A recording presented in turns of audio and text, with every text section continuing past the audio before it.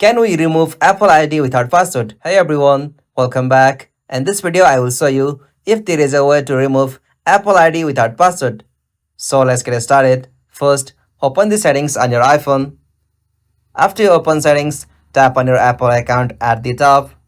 After you open Apple account, you'll have to scroll down at the bottom and tap on sign out.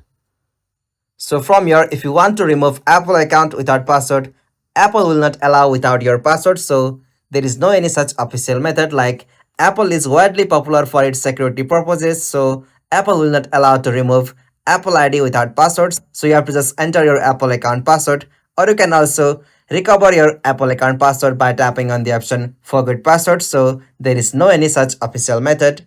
If you found this video helpful to you, please don't forget to give a like and subscribe to our YouTube channel for more quick and short tutorial like this. Thank you for watching this. Have a nice day.